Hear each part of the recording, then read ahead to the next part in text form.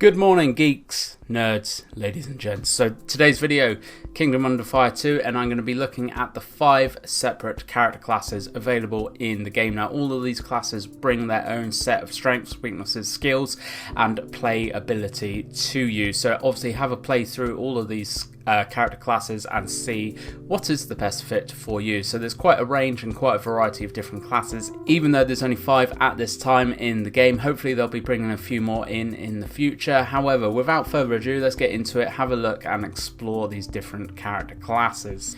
So, before I get into the video, are you part of the 95.8% of the not subscribed watching?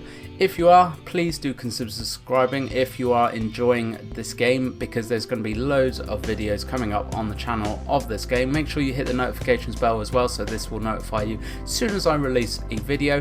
I want to bring this number down. Please do become part of the subscribe crew, because 95% of people aren't subscribed, and that is a lot of people. Let's get into the video. So the first up is the melee Berserker. So in the carnage of battle, the Berserker stands out for his brute force, huge health pool and staying power. Drawing on a core of rage, he can carry out debilitating attacks while benefiting from a shield which absorbs damage. Armed with weapons imbued with dark energy, he is the ultimate frontline warrior, capable of smashing enemy ranks with his obliterating attacks. So this is going to be your most basic melee character, and he sounds like he is a bit of a tank but with a lot of damage dealing ability as well. So if you are into the frontline, close up, close quarter, melee kind of characters, then the Berserker is definitely going to be the one for you.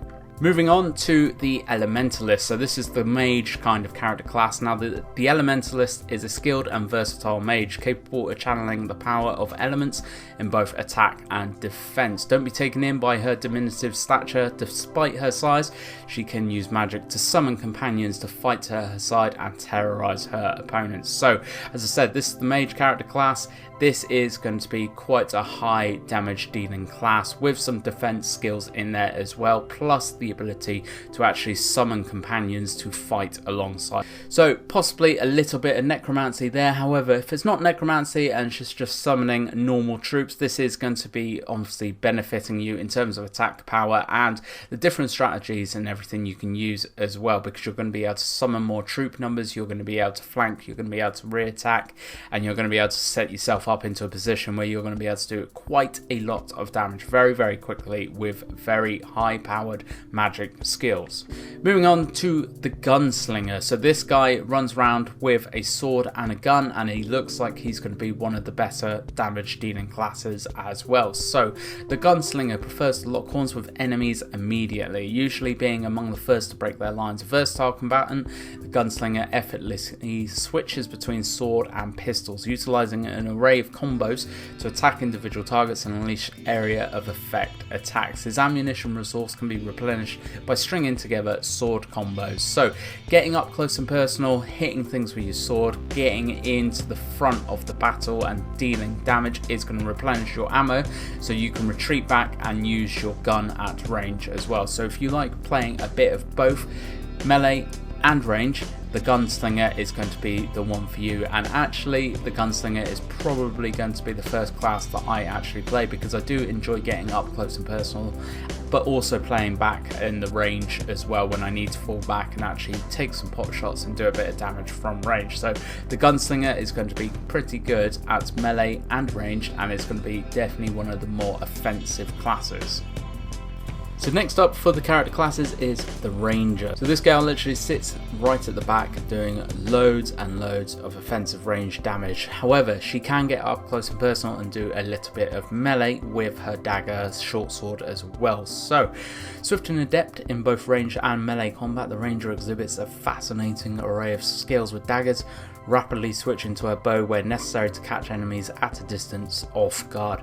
She inflicts high damage and is particularly adapted to single combat, losing her edge somewhat, however, when confronted by multiple opponents. So if you're looking at causing a lot of damage to a single target, the Ranger is probably the character class for you. However, if you are a little bit like me, enjoy doing a lot of area effect or area or AoE damage to enemies, taking on a lot of different enemies all at the same time, the Ranger is probably not going to be the class for you because she focuses solely on single target damage.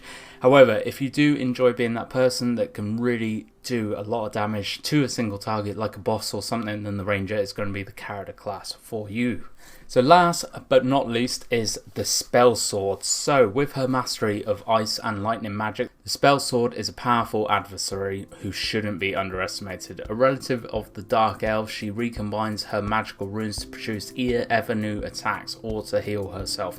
Compensating for her relatively shallow health pool on the battlefield, she darts and jabs with agility, wielding sword and scepter. So if you are into all your magic classes and everything like that, not doing a huge amount of melee damage or work, then the Spell Sword is probably going to be the one for you. Actually combining magical runes to make different attacks, different magical attacks or healing, then the Spell Sword is definitely going to be the character class for you. So those are the 5 character classes that are currently in the game. Like I said, hopefully they'll put a few more in the future. However, there's quite a bit of versatility and quite a bit of range in the different classes there. Like I said, I'm going to probably go for the Gunslinger to begin with, see how that goes for me, and then I may switch it up as I get a little bit more au fait with the game. Let me know down in the comments below what character class you're going to go for and what your playstyle is going to be like. I'm very much looking forward to getting into this game as soon as it releases, and I hope to see you all on the battlefield.